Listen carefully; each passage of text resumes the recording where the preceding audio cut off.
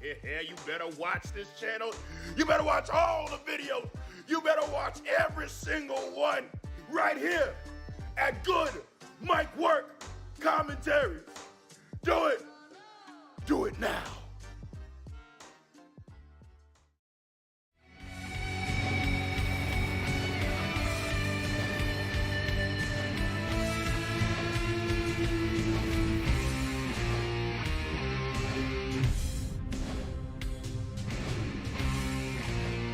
What's going on, everyone? Welcome back to Good Mic Work Commentaries, and welcome to your Raw review for March 22nd, 2021. We had a lot going on tonight in terms of WrestleMania. WWE pretty much announced 4, almost 5 matches for WrestleMania, even broke down where these matches were going to land, some of them anyway, on which nights. So we had a lot of WrestleMania info tonight.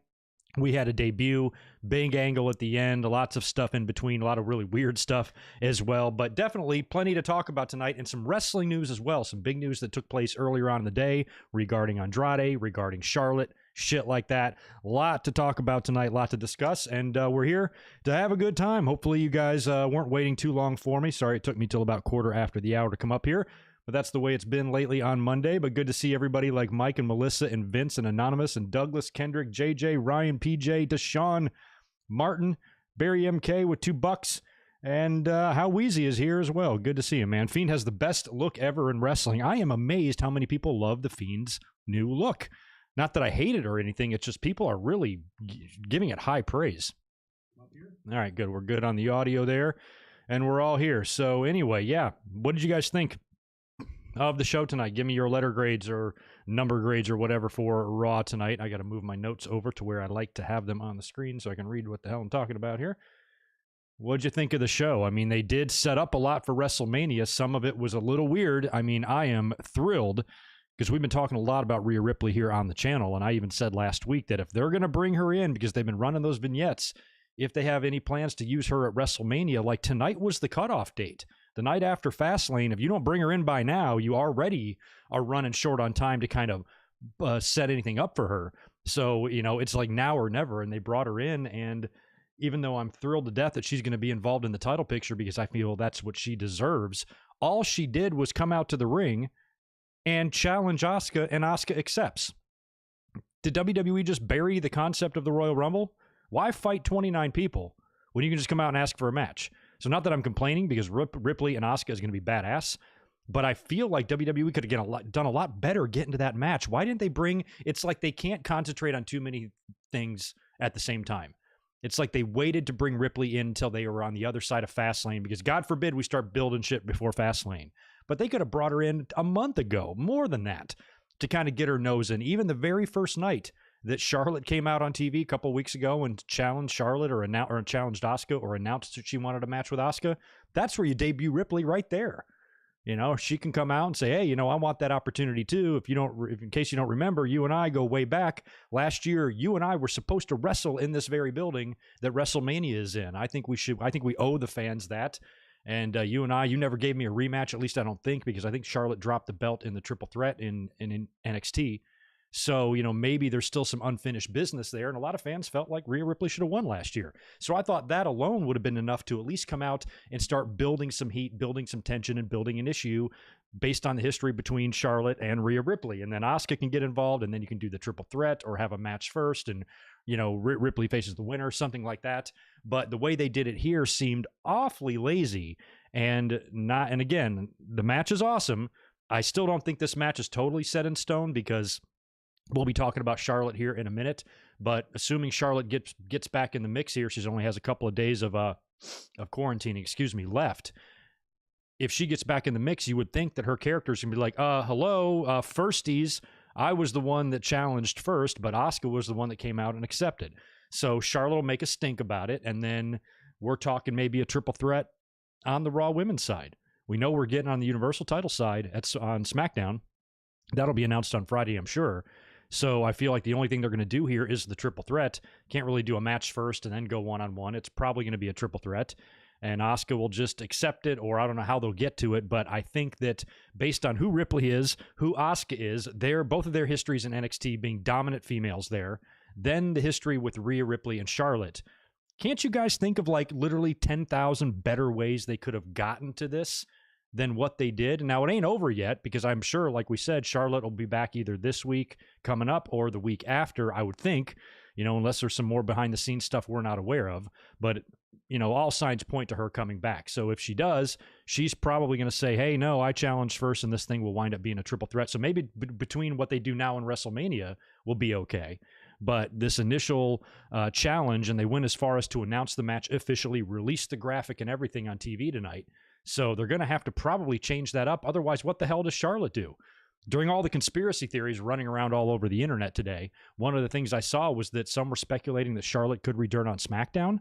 Why the fuck is she on SmackDown? What does she need to do there? Get involved in the Bianca Belair, Sasha Banks shit? I hope not. So that was a strange, story to me. I'm like, why the hell did she go over there? So I would just think that she'd be coming back to Raw and getting in the middle of this, and we're probably looking at a triple threat or something at WrestleMania. Otherwise, what the hell do you do? Do you really leave Charlotte off? A lot of speculation to that today because of the Andrade release, that some people felt she threatened to walk or threatened not to work Mania. They pulled her from the graphic, but it turns out, most, the credible sources that I use were reporting these are not related at all, and had nothing to do with that. But boy, the way you hear about Andrade's release and he does not have a 90-day no compete clause attached to that, it pays to have friends or spouses or fiancés, I should say, in the company, because I think Charlotte very much so could have played a role in how easy it was for him to get out. But we're kind of talking about a lot of things at once here, so I'll slow down a bit. We'll start hitting these things one at a time, but I do want to touch on that news. Before we get into Raw, I want to talk about Andrade and Charlotte and all of that. But with, what's her name? Rhea Ripley showing up tonight and just flat out challenging Asuka without doing anything, without kicking somebody's ass first, having a match. I even read the report today. Some were reporting that, forgot who it was, I'd give him credit, that maybe the plan is to make Rhea Ripley a heel on Raw. Maybe they're doing that. I don't know. But it was good to see her tonight and good to see her out there. And a match with Asuka is very intriguing to me. But damn, couldn't you have made it a little bit more interesting in terms of how you get to it? And I've never really been a fan of that. It's not like this is the first time we've seen WrestleMania matches like this put together. A big one was put together like this last year, and I didn't like it. It was John Cena and The Fiend. A lot of people liked this confrontation on the aisleway. I think it was on SmackDown, and I think Cena or The Fiend, one of them pointed to the sign. A lot of fans had praise for that, but I just didn't like it. I'm like, that's how you got there? With all the history between those two? All it was just a face-to-face and a sign pointing? I thought that was a bit lazy, but a lot of fans felt opposite. But we saw Undertaker and Triple H do the same thing. We've seen this a couple of times, for matches big enough that you don't really need any sort of big build. But there are other times when it feels a little bit lazy, and if just a tiny smidgen of effort would have been put forth, you could have made this so much better than it was. It wouldn't have even taken much. Two badass women wrestlers, a dream match in many fans' minds. There's not much, you don't need a whole lot for it, but you at least need something to spark it, so it was just odd, just strange the way they did it. I don't know. But either way, puts Rhea Ripley in the title match at WrestleMania, and that's all I wanted for her.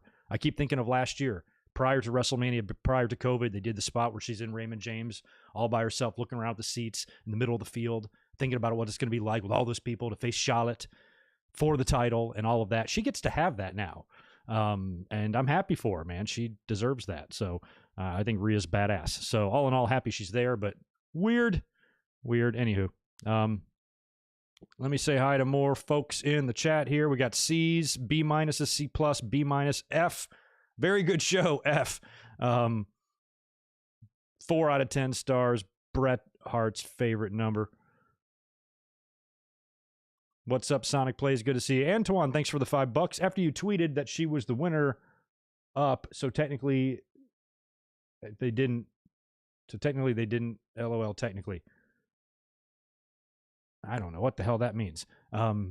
Maybe it is about the Royal Rumble, because didn't she really win at the Royal Rumble? Like Bianca really, I think her feet hit or something like that, but Rhea was the runner-up. Maybe that's what you're saying. I think she was the runner-up. So, I guess it all worked out in the end, but it's kind of weird when you fight 29 guys and then the other title can just be challenged for verbally. I'll take that. It's the easier route.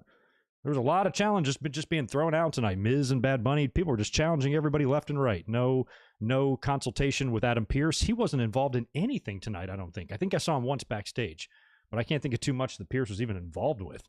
It was just like, you challenge, I accept. Boom, there's the graphic for WrestleMania. It's just like sometimes they go through a big deal and make it sound like you got to go through all these channels to get to a match and sign 15 contracts and have agents and referees and an advisor or a authority role like Adam Pearce present to make this shit. And then others, you can just be like, hey, you want to fight? Sure. Boom. Graphic is up on the screen.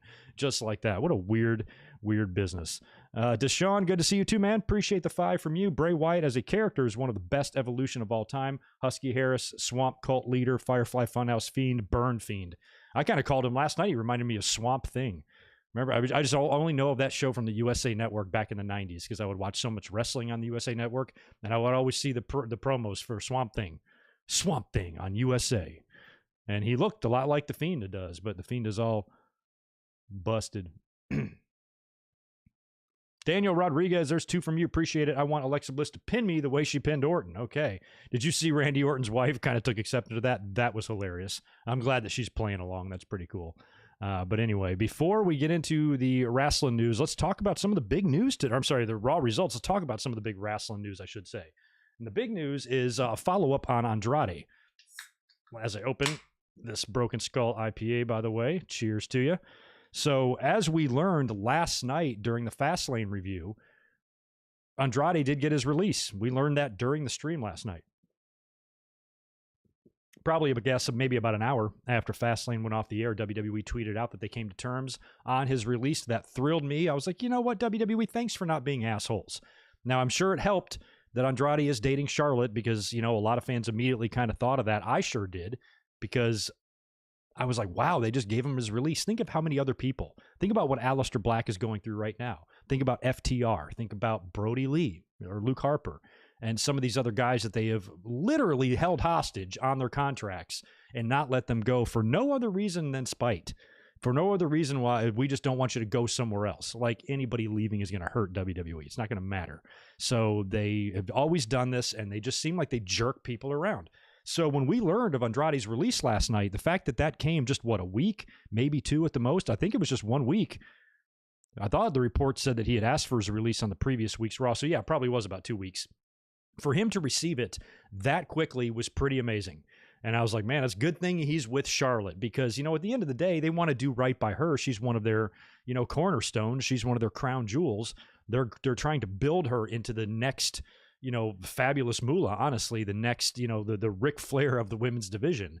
And, it's in their best interest to keep her happy. And, she probably had a little bit of pull there to help, maybe force the issue with Andrade. Some people were taking it to a big extreme, saying that she was threatening to do things and threatening to walk out on WWE. I don't know. Maybe she's standing by her man. He wants out and, she might have, done a couple of things to help that, which I think is great for Andrade because it secured him a release. And that all was awesome. And then we learned today, another more fuel to the fire here. Andrade apparently got his release without a 90-day no-compete clause. How fucking crazy is that? Now that got the conspiracy theorists really revved up because when does WWE just let someone go? You can go on Dynamite on Wednesday if you want. Who the fuck, when do they do this in this day and age? So the fact and I think it's kind of funny that there would be a 90-day no-compete clause anyway, because it's like, yeah, bro, kind of what I've been doing. He hasn't worked in well over 90 days. So what's the difference if they add another 90 to it? He's already been off TV, not working anywhere, and not competing for 90 days. So if I had to guess here, for them to give him a release to that degree, his plan probably has nothing to do with AEW, and that might have been in the condition. He might have had to promise them, hey, look, I'm going to go to CMLL. I'm going to go back to Mexico. I'm going to go work some in Japan. Ring of Honor, a lot of friends there, places for me to go. And so maybe it's like, if you agree to not go to AEW, you'll get your unconditional release. You can go work somewhere tomorrow. And maybe that was a part of it. So the fact that they gave him a release that cut and dry makes me think that we will not be seeing him on Dynamite, but who knows? I remember when Kurt Angle left I was like, oh, WWE wouldn't let him go like that. He'll never be in TNA. Literally the very next day they announced him for the pay-per-view. So I've been wrong before on this shit, but it feels like if I had to guess, he must not have that in his plans. Otherwise, they might have hesitated a little bit there. And then when you had the conspiracy shit flying around about Charlotte, and you combine that with the fact that we haven't seen her.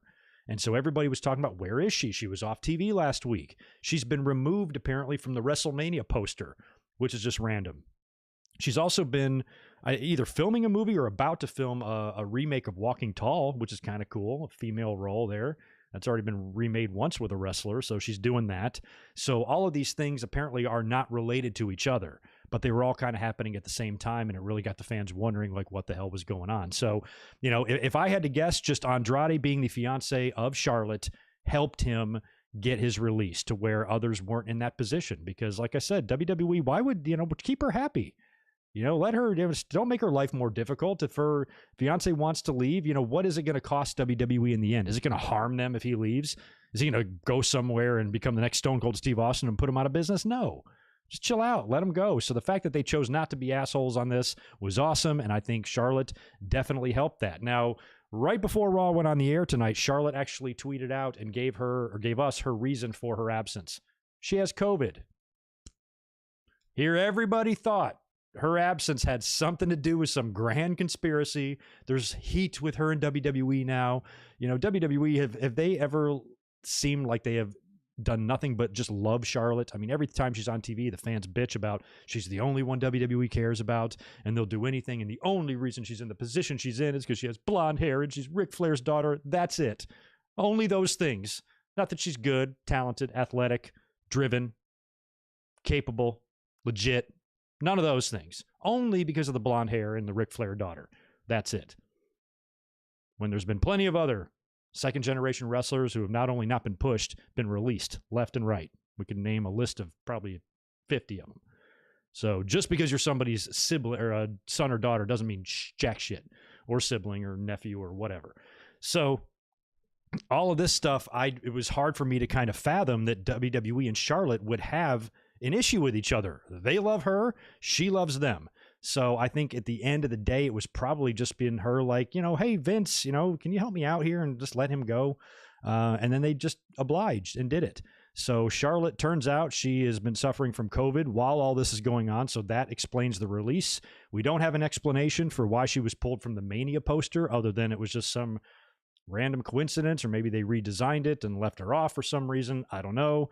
And then in terms of Andrade getting his release with none of those stipulations, that all kind of fueled a lot of discussion today. So I think it was, just individual stuff. Charlotte has COVID. They did her a solid. They kept one of their top people in the company happy by not jerking her around, their love of their life, and create any potential heat.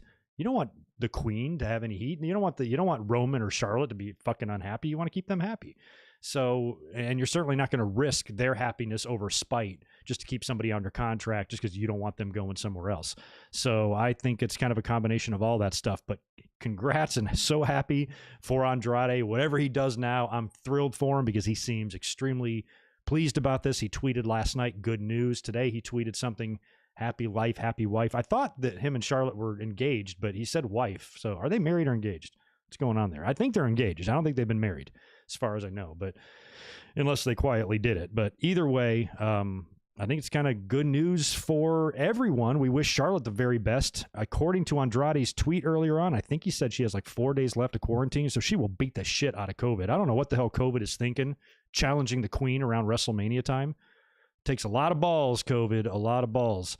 So I have no doubt that she will whoop its ass and be done with it rather quickly. She'll be back on TV hopefully this Monday, maybe the week after at the latest, and maybe get in the mix there with Rhea Ripley and Asuka, and then the fans can go right back to hating her again, because today everybody was saying, I saw so many tweets saying the same shit. I know I give Charlotte a lot of criticism, but I got to give her credit for this, because a lot of people were thinking that she forced WWE's hand, getting Andrade out of his release. We don't know if that's the story. Probably not. I just think his relationship with her helped. But the fans were under the impression that she held them hostage, or she said, fuck you, I'm not going to work Mania. Or WWE maybe gave her an ultimatum and she chose to stand by her man. But people were really complimentary to Charlotte today, tying it in with, I know I give her a lot of shit, but, where I kind of tweeted the opposite. I'm like, I've had that girl's back since day one. Criticisms to her and Cena and Roman Reigns, sure, there's many that are warranted, but none of them, deserve just the irrational, aggressive, psychotic hate that they got for years. So I kind of thought that was funny today that Charlotte was getting a lot of props from the wrestling audience. But whatever the story is behind the scenes, the true story, we know two things. Andrade is out of his contract. He can go anywhere he wants, and Charlotte will be back soon, as she is just about finishing up beating the shit out of COVID-19. Those are the facts. Other than that, I guess it's all speculation. But in the end, good news. You know what I mean? Very good news. K-Dogs, Keno, good to see you, man. Thank you for the $5. The Fiend's eye now reminds me of Jake Roberts being blinded by Rick Martel, his arrogant spray towards the end of 1990. That's right. He wore one of those contacts. And I remember as a teenager not knowing, I thought he was like legit. I didn't know they even made those. I didn't know what they were. So when you finally saw his eye, because I think it took a couple of weeks, he had like a bandage on it first and then maybe some sunglasses. And when you finally got a close up, it was all whited out. I was like, damn, you can't do that in editing, really. It would look fake or whatever. So I was like just amazed as a kid. I'm like, holy shit, maybe he did spray the arrogance in his eyes. That crazy shit. So yeah, it does kind of remind me. I like that they've kind of discolored his eye and he's all just melted and busted. Man, we'll be talking about the Fiend here in just a minute. We got to get into these Raw results. Why don't we start with that and get to Raw? Show opened up with a rematch, I believe, of last week's main event. Wasn't it Lashley and Sheamus last week? This opened this week. So Sheamus, we got to give this man some credit. He's been working his ass off and he's been losing every match. These hard-hitting wars of him just beating the shit out of people and getting his ass kicked have just led to a ridiculous schedule for him. He wrestled Bobby Lashley last week on Raw, Drew last night in a brutal match. He still had the welts and everything from the kendo sticks on his back. And then Lashley again tonight. And then I think it was the week before that, they did the botched finish or the funny finish with Drew and Sheamus not answering the 10 count.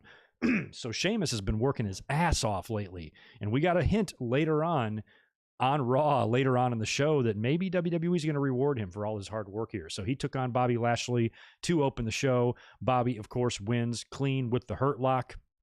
The Hurt Business right after the match, because Shelton and Cedric are at ringside for this. They immediately attack, and Bobby does too, continuing the attack on Sheamus. Drew McIntyre runs out to make the save, and Cedric and Shelton basically like scurry away and run, leaving McIntyre and Drew in the ring. McIntyre and Lashley. Drew gets right in Bob's face, starts telling him to hit me, and he puts his hands behind it, just basically daring Bobby Lashley to hit him. Bobby backs off, and he leaves, and he kind of retreats, and they teased a little bit of dissension there with the Hurt Business. They would be confronted backstage, Cedric and Shelton would later on, and Lashley was kind of like, what the hell are you doing, like running away like that? And then they would go out and try to attempt to win a match against Drew later on. So they planted the seed right there of problems in the Hurt Business, and I don't want to see that because I love the Hurt Business. I was just saying on this very podcast not long ago that I want the Hurt Business to ride forever, at least for a year in the company. But, there is a little asterisk by that, and an idea that I've pitched in the past couple of episodes is doing the double turn at WrestleMania with Drew and Bobby Lashley, because we all love Lashley, even though he's kind of a heel. And he's a dirtbag heel after what he did to Drew, screwing him over to Elimination Chamber. And later on in the night, he would go ask a locker room full of jobbers to take out Drew. So he's doing a lot of heelish stuff. But the fans still, I think, very much enjoy seeing him with the title. He looks good with it. He makes a great champion. So none of us are really in any hurry to see the belt being taken off of him. But then what do you do with Drew at the same time? Is he just going to lose straight up? What do you do there? So maybe doing a double turn could work. And they've been teasing ever since last week, prior to the Fastlane match between Sheamus and Drew, that they're real close to being back on the same page, already acknowledging the respect they have for each other and shit like that. So I've been sniffing that out for the past 2 weeks. I'm like, after Fastlane, their beef is squashed. They're going to have a mutual respect. They could come back together, and Sheamus maybe could help Drew McIntyre win the title against Bobby Lashley at WrestleMania and turn heel. And Drew turning heel, Bobby Lashley turning face in the process, and then the feud can continue from there. Because you're going to have to get another match after Mania between these guys. So that might be a good way to kind of get out of that and keep the angle going to where, Drew winning the title might be an easier pill to swallow. But if they're not going to do any of that, then I just want Bobby Lashley to hurt lock and submit Drew McIntyre. at WrestleMania. If it's just going to be face Drew, heel Bobby, I'd rather have Bobby win, but if you do something fun, I'm open to anything, provided they have fun with it. So we'll see, but seeds were planted here. So if they do go through with, like, let's say for argument's sake, they do that double turn shit, Lashley's a heel on the other side of Mania, I see Lashley and MVP sticking together, but those guys are weak links. They were terrible tag team champions. They were not getting along and having miscommunication in the very same match that they won the title. So you knew their days were going to be numbered and they were not going to be able to last long. Cedric's a maniac. He's kind of a loose cannon. There's a lot of infighting there, and they lose every fucking week on TV. Those guys are weak links in the chain. So we would see they would continue to be weak later on. So planting that seed there, if Lashley's going to be a face, they don't need those guys. I think Lashley and MVP should continue the face thing together, MVP turning face with Lashley. I don't want to see them broken up. So if any of that happens, it kind of makes sense that the Hurt Business would disband, or maybe Lashley replaces these guys with other guys. I don't know. But it breaking up, I can't see Shelton and Cedric going along on the babyface ride with Bobby Lashley. They seem out of place. So the fact that they planted these seeds here, makes me wonder if that maybe is a possibility heading into WrestleMania. After WrestleMania. After that, we get Asuka taking on Peyton Royce. I'm glad they did this match. Peyton Royce just cut a pretty passionate promo on Raw Talk a couple of weeks ago. She wants an opportunity. Well, here they gave her one. They put her in the ring against the champ. Really good effort by Peyton. I like no-nonsense Peyton. Peyton is still a work in progress with me. She's growing on me. I think it's beneficial to her, too, that she has a wrestler spouse or boyfriend. She's with Shawn Spears. No doubt that they kind of work together. He probably works with her. She does things in the ring that most women who are as pretty as her, I'm not used to seeing do. You know what I mean? She's got a tough edge to her, and I can definitely see a possibility of that coming out. When she came to the ring, she's just more focused. She seems pissed off a little bit instead of coming out and doing a little dance routine or acting silly with Billie Kay. She seems like she's focused and got a kind of a no-nonsense attitude, and I prefer this Peyton much more. And she put out a pretty good effort here against Asuka. I don't think it's time for Peyton Royce to be beating her, but giving her an opportunity to face her, giving her a good little outing, and pushing Asuka a bit, I think is a good place to start with Peyton Royce. So I thought they did a pretty good job there. In the end, of course, Asuka taps her out with the Asuka lock, and as Asuka is celebrating the victory, out comes Rhea Ripley. There she is. Music hits. She comes to the ring, and I was immediately like, thank God.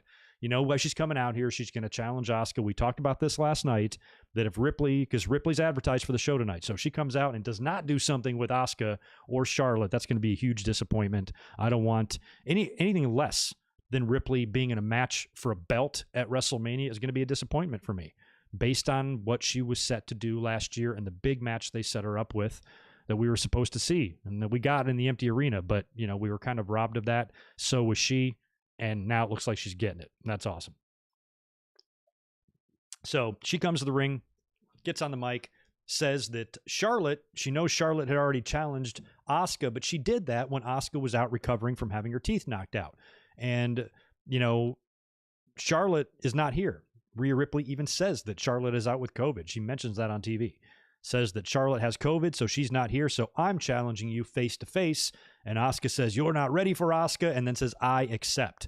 So she accepts right there. I think we go to commercial, we come back, bam, WrestleMania graphic already done. Rhea Ripley versus Asuka, just like that. Boom, the easy button. Had anyone known it was that easy, then why even bother winning the Royal Rumble or busting your ass on all these crazy-ass matches? Think about the stuff that WWE makes wrestlers qualify for. Here we have WrestleMania championship matches or WrestleMania matches in general that are just being made willy-nilly, without anything else. You have to qualify to be in the King of the Ring, or sometimes you have to qualify to get a shot just at the Intercontinental title or something. And here you can just come out and ask for a world title shot on the biggest stage. Pretty crazy, but in the end, it gives us at least Ripley and Asuka. At the very least, I guess worst case scenario, Charlotte will be in there to make it a triple threat, which I don't think is very smart on WWE the way they booked this. I know Charlotte got COVID, so that might have affected how their original planning of this went. I don't know. Had Charlotte not gotten COVID, I don't know if maybe this was going to go a different way, because I thought maybe Charlotte would challenge first, maybe even win the title first, and then face Rhea one-on-one. I thought maybe we get Charlotte and Asuka at Fastlane. and Charlotte wins the belt or something. So had Charlotte not gotten COVID, maybe it would have gone a different way in terms of getting to that triple threat. But the problem now is if you put Charlotte in last, all the fans are going to say, oh, WWE's just wedging her in, when they probably had plans for her to be there all along, but they changed it up. They brought Rhea out, but since Charlotte is not here, Rhea challenges Asuka, and then Charlotte will get in the mix later. Instead of maybe doing the challenge, maybe tonight, maybe what they plan to do is have Asuka and Charlotte in the ring. Asuka officially accepts Charlotte's challenge. That's when you hit Rhea Ripley's music. She comes down and says, I want in on this action too. You and me last year, we're supposed to be in the stadium. We're supposed to have a match there. And, Asuka, you're one of the most dominant women ever in NXT, just like me. I think the three of us should go out there and just crush it. And then everybody agrees. Triple fist bump, boom, match is on, something like that. But Charlotte's out. So now they've done this. And now if they add her later, which I feel like they are, because otherwise what's she going to do? Unless she really sits out, unless WWE is making her sit out WrestleMania as punishment for being a pain in the ass about her boyfriend. I don't know. I don't think so. So assuming when she comes back, she gets in the middle here. And when she does that, the fans are going to assume the WWE is wedging her in there or inserting her or, horseshoeing her in, I should say, when really they aren't. They had planned probably to do this all along. So you wait. Those tweets will happen next week. Let's make a little notation in your phone. As soon as Charlotte is announced, look for those tweets. They're going to be everywhere. Every fucking where. After that, we had a Miz TV segment. Miz and Morrison are out there. They show a hilarious little bit of a song. I don't know if they've shown this already and I've missed it or something, or if it's some new single. Hey, hey, hop, hop. They're in bunny costumes, rapping about Bad Bunny. That was fucking hilarious. And there you go. Miz officially challenges Bad Bunny. Now, this is not, as of yet, a tag team match. We thought it would be, but Miz challenges Bad Bunny one-on-one now. I think this might get changed to a tag, but just like Rhea Ripley and Asuka, they released the graphic for this bitch right there, right on TV. So it's got Bad Bunny and The Miz. They got 3 weeks to play with it here if they want to add a tag team match or whatever. But I'm surprised. I think if I think it should be a tag. It's a little bit tough to stomach, Bad Bunny getting a WrestleMania match, but not Damian Priest. I know Damian will be there. He'll be in his corner. He'll be very active in the match, but he won't be a participant in the match. And neither will Morrison for that matter. So I'd prefer in this situation doing a tag match between these four guys. I think it would be much more exciting than a one-on-one. But I don't know. But as of right now, it's going to be Miz and Bad Bunny. Now, Miz would stay out there. He's got a match against Jeff Hardy, which I hated because they pretty much buried Jeff Hardy. Before Jeff Hardy even comes out there, Miz is cutting a promo on Bad Bunny and says, you sit back there and you watch what I do to Jeff Hardy, basically making it sound like some fucking jobber is coming out there for him to just annihilate. This is Jeff fucking Hardy, assholes. This is not Colin Delaney. And that's what they treated him like. And of course, Miz beat him in about 5 minutes with a skull-crushing finale. Jeff Hardy should be where the Miz is, and Miz should be where Jeff Hardy is. You know what I mean? I mean, Jeff Hardy's a fucking legend. So I don't mind him putting guys over and shit, but I'd rather him, I'd rather him work with some other talent other than the Miz. So Jeff got just treated like a piece of shit. So after Miz got done beating Jeff Hardy, Bad Bunny shows up, hits the ring, whacks the Miz in the back with a guitar, little receipt from last week, gets on the mic and says, I accept, bitch. So the match is on, Miz versus Bad Bunny, at least for now, at WrestleMania. And we'll have to see if they wind up adding Damian Priest to that mix or not. Was Priest on the show tonight? Did we see him? I don't recall seeing him out there even with Bad Bunny. I think he was, though. But yeah, as of right now, it's only one-on-one, so we'll see if they go tag on that one or not. Now, let me knock out a couple of these more supers there. Knew I missed a couple. There's one from Spectre. Appreciate the $5, dude. Just hopped in. Looked at WrestleMania card. Rhea versus Asuka could be good, but does she have momentum? Momentum is a big issue. You're right there. WWE just running that stupid vignette every week. They could have brought her out a little bit earlier and played with this, but it's like we talked about last night. Fastlane was an obstacle that they purposely put in front of themselves to trip up their shit and not make everything as smooth as it should be heading into WrestleMania, to where you get to this Raw after Fastlane and boom, they just bam, bam, bam, bam, bam. 4 matches they announced. 4 matches for WrestleMania. Really 5 if you add the teaser of Sheamus and Matt Riddle, which I think we're going to get. So they just did a lot tonight when they could have kind of slowly put this together and laid the foundation for this way before they did. But that's not WWE's way anymore. Modern wrestling booking is a fucking dumpster fire, man. Bray, you also say Bray, Randy, just a singles match. They leave room for a stip. They got to do a stip. How do you burn a motherfucker up and then not do a stip? They got to. But, we talked about the Funhouse thing. I don't think you can do the same type of match you did with Cena last year. Half of that match was comedy. Not with what's going on here with Randy Orton. This is some crazy shit going on. This might have to be a handicap match with him against Alexa Bliss and Bray Wyatt. Wouldn't be surprised in some sort of, weird cinematic deal. But if they put them in the ring, I don't know how good it'll be in the ring. It might have to be a double deal, like where they, like the backlot brawl or something like that, where they film a cinematic part and then it finishes in the ring. That would be all right. But I don't know. We'll have to see. Whatever it is, it's going to be, I think, pretty ugly and dark. Martin Can, good to see you too. Appreciate the super from you. Alexis Possession had taken another level with this pale face and black eyes look. Looks like her true self, the goddess, is being drained away. Great look. I do like it because it looks like her appearance is slowly changing, like she's turning into a zombie or something. Or she's tuning into, I used to live in Wilmington. They filmed a Fred Savage movie, Little Monsters. And I remember in that movie, like, they turn into monsters or something over a period of time, I think, if I remember how that movie went. But it's kind of like that. Like, she kind of slowly turns into this, demon of some kind. And she's got the whited out eyes now, and her face is getting paler and paler. She kind of looks like a corpse a little bit. I like all of this. And, what we saw tonight was pretty cool too. We'll be talking about it.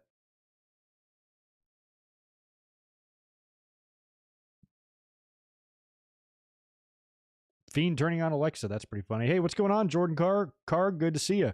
Raw was okay. We got a lot of stuff for WrestleMania. I mean, they really gave us a lot. But in terms of how great the show was, it had some holes. By the way, anybody who's here right now, can you smash the thumbs up button for me? Get them likes up so I don't have jabroni likes. 37 is kind of jabroni likes. Help a brother out. I'd appreciate it. Where we leave off?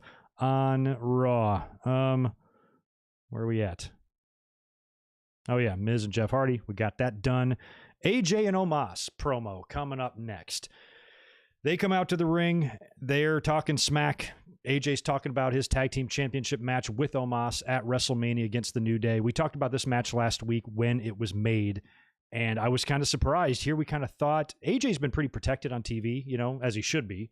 He's a world champion, but in the past few months, it seemed like they made a point for him not to get pinned and shit. So I kind of thought that a big match at WrestleMania for him, not a championship match, but a feature match, could be in the cards, and people were throwing out the name Triple H. And I was like, I like that idea. So a lot of us kind of had the idea that would be the match they would go with, just to add, some sort of an attraction match, because this WrestleMania this year is light on the legends. They're not doing too many here, which is a good thing. So it felt like there was room to bring one in, and AJ worked with Taker last year, maybe Triple H this year, to give AJ these big matches that a star of his magnitude should really get. We never got AJ and Triple H. There's just enough time to get it done. Not much time. It's probably not going to be great as it could have been 10 years ago, but you could technically do it. And instead, they came out and set up the tag team match, which seemed like it came out of nowhere. Right after the New Day won the belts, boom, out comes AJ and Omos, challenges them for the tags.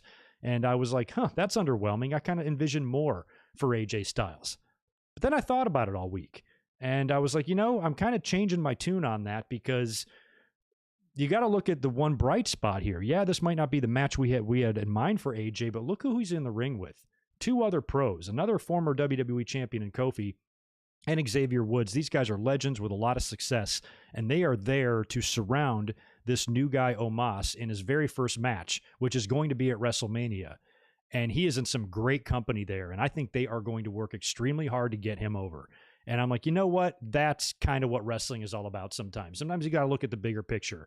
And the fact that it seems like they are really positioning Omos to be very impressive, because he's going to be in there with 3 pros that are going to do everything in the world that they can to make him look like the monster that he physically looks like to all of us, on TV and stuff. So I kind of think that this match is okay now. I'm kind of, at least for right now, I'm all right with it. Last week I was a little like, but now I'm like, they're positioned, they're putting Omos in there with really good company, and that makes me that gives me some more confidence that they actually see big things in him. If they want his first match to be at WrestleMania, there must be something he can do that's pretty impressive. I mean, obviously we know he's been working out and training and stuff, but I haven't seen any footage of him taking bumps or anything like that. So he's going to do something that's probably going to be pretty damn impressive at the show. And, him and AJ are probably going to win the tag titles. So he's in pretty good company there. And if the point of this WrestleMania match is to get over this guy, who I believe, if the stat is correct, he's the second tallest in WWE history, that's insane. So I think he's got an inch on Khali maybe or something. Who is it? Gonzalez is the tallest. I don't know who the second tallest is. It's either Khali or him. I guess him. So that's crazy, So I think maybe WWE wants to, really put him in that position to get him over. And he's got some pretty good guys there to help make that happen. So fingers crossed that all works out. Changed my tune. I was a little cynical on the match last week. I don't feel like that anymore. I think this actually could be good, and it's done in part. And the whole match is being made to get this new guy over, and that's a good thing. But anyway, AJ and Omos are cutting the promo, talking about their match. New Day comes out. Kofi's got this hilarious accent cracking me up, and he basically points out that AJ doesn't know shit about his best friend Omos, and he basically plays a little contest with AJ, like, do you know his favorite color? And he's like, yeah, it's green. And then Omos said it's mauve, which was a hilarious choice. Asked him about his favorite ice cream, and AJ thinks it's vanilla bean, and he goes, no, man, peanut butter caramel. And then he asks who his favorite wrestler is, and AJ is like, of course it's me. He's like, no, Andre the Giant. I'm a giant. My favorite wrestler is going to be somebody like me, not like you little pipsqueak. So AJ doesn't know jack shit about this monster that he's hanging out with, and I thought that was a fun way to kind of, get it. He talked last week too, so we're seeing a little bit more of his personality now. All that was pretty fun. We go to commercial, I think, and come back, and we get AJ Styles versus Kofi Kingston one-on-one in a really good match here. In the end, Xavier distracts AJ. AJ's about to go for the phenomenal forearm. Xavier starts playing the trombone. He gets all distracted. Kofi hits the SOS in the ring for the win there. And we got 3 more weeks of these teams messing around with each other. The stuff on the mic is pretty funny. AJ can be funny at times, and I think he pairs well. There's a good banter back and forth when AJ does anything with the New Day. Even AJ tonight was trying to do the gyration in the ring and everything. So I think these guys can have fun with each other and should provide a really relaxed environment for Omos. I mean, you're talking about a guy that's just coming in and WrestleMania in this stage. If I was him, I would feel very secure that I got these 3 tiny little legends around me, to hold my hand and make sure everything's gonna be all right. And I think that's awesome. So anyway, we'll see how the continuation of this build goes. So far, it's fun, I suppose. After that, we get a Sheamus promo backstage. He's talking about his match that he just had earlier with Bobby Lashley, and he's saying a lot of very baby face-ish things. I don't back down from fights, and I get up and dust myself off, and all that shit. I've been calling this stuff ever since Fastlane, since prior to Fastlane, before the match even happened. I'm like, Sheamus and Drew are going to be friends again. Mark my words. So as he's talking, Riddle, who already rode past, I think, AJ Styles earlier on. I think he even called him captain or something, and AJ's like, I was captain of Survivor Series. He still calls me captain. So Riddle then shows up, and I don't care what anybody says. I think Riddle's promos are fucking funny. I get a kick out of them, probably because I'm just an idiot, but I think they're funny. And he's riding around Sheamus, and he's like, hey, what's up, bro? Asking him a million questions, like the little kid in the van in Home Alone, just spitting out one question after the other. And he's like, have you ever seen the Loch Ness or whatever? And Sheamus is just not in the mood for this shit. Riddle's just going around, winds up attacking Riddle, hits him with a scooter, beats his ass, and lays him out. And I was like, there you go. I had been commenting even last night, and I said I made a couple of tweets about it today. And like we talked about in the beginning, Sheamus deserves a lot of credit because not only has he been going out there every week, having good matches and having wars with people, he's been jobbing his balls off to all the top guys in the title picture. Losing to Drew, losing to Bobby Lashley repeatedly. I think Keith Lee beat him before Keith Lee disappeared. Where the fuck is Keith Lee, by the way? So he's been losing a lot despite all these big matches he's been having. So I think maybe, WWE as a reward for all his hard fucking work, hey, why don't you lose your ass off for a few days? We're going to put you in back-to-back matches against all the top guys. And there's a consolation, you'll get the U.S. title at WrestleMania. It might be a fair trade-off there. It's a way for them to pay Sheamus back. So he's going to have to fall a notch down on the card, but he could potentially walk out of WrestleMania with gold, not Drew. So in the end, Sheamus, I think they've set up here now for him to have a U.S. title match with Matt Riddle, right? Unless I'm crazy. So hopefully that won't be a kickoff thing. Hopefully that will be on one of the nights. And Sheamus will actually beat Riddle for the title. They've had some good matches before already on TV that Riddle, I think, it has won the majority of. So a good payback here for Sheamus. Something to give this guy is a thank you for all his hard work and the ass busting he's done. And as much as I like Riddle, I'd actually be in favor of this happening. I'd be okay. Sheamus deserves it. He deserves a run with the U.S. title. Let him beat Riddle and at WrestleMania, and I kind of hope that's what they do. So they didn't announce that match officially. I would assume that'll either come on social media this week or next week on Raw. There'll be another promo where Sheamus just challenges Riddle, and then Riddle's like, yeah, man, whatever. I'll totally accept. That's my guess.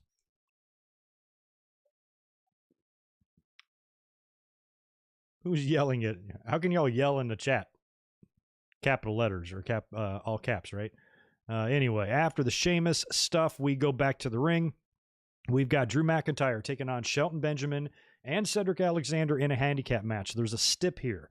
The stipulation is if Drew McIntyre wins, Shelton and Cedric are banned from ringside at WrestleMania, so there will be no help from the Hurt Business. But you notice Sheamus isn't banned. We'll see. Anyway, Drew, of course, he beats these two guys, and I have got to compliment the hell out of Cedric Alexander. He sold the shit out of that Claymore. I never seen anything like it. That dude just sells his ass off. He hit both of them. I think he hit Shelton with a Claymore first, and then he hit Cedric, and Cedric completely 360s, backflips into it, and just lands in just a ridiculous bump. Props to Cedric for selling that the way he did. That was fantastic. Obviously, that's the pinfall victory there for Drew, and it's official. Hurt Business are banned. They can't show up at Mania, and they can't show up at Joe's Fruit Stand either. They're banned.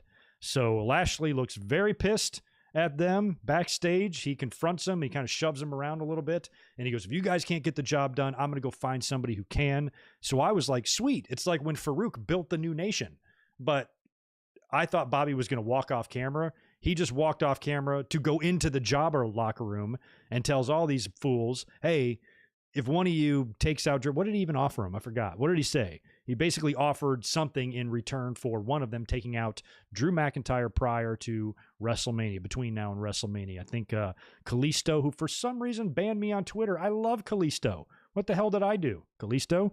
I never even made fun of Lucha things that much. Ricochet was also there, dressed hilariously.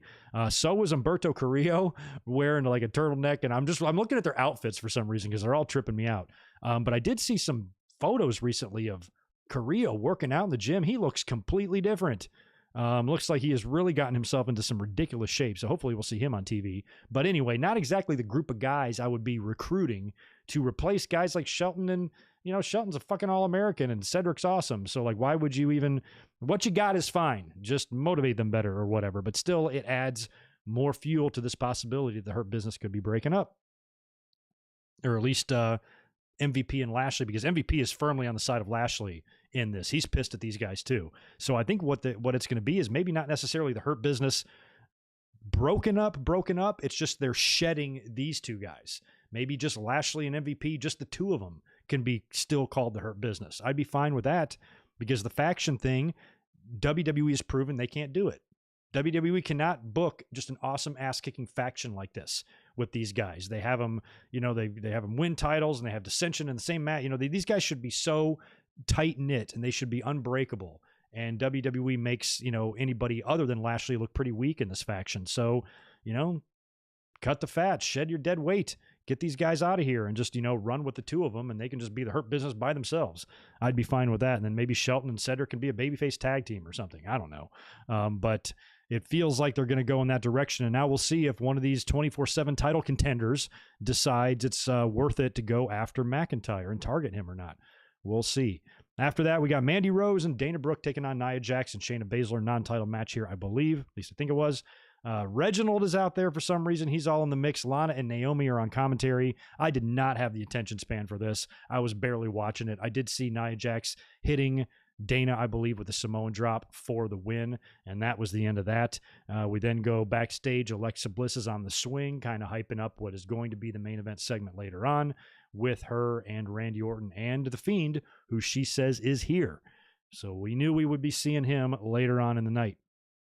After that, we've got more of the Braun Strowman and Shane McMahon saga. How lucky are we? This is just great stuff. Great TV here. I'll tell you what, man.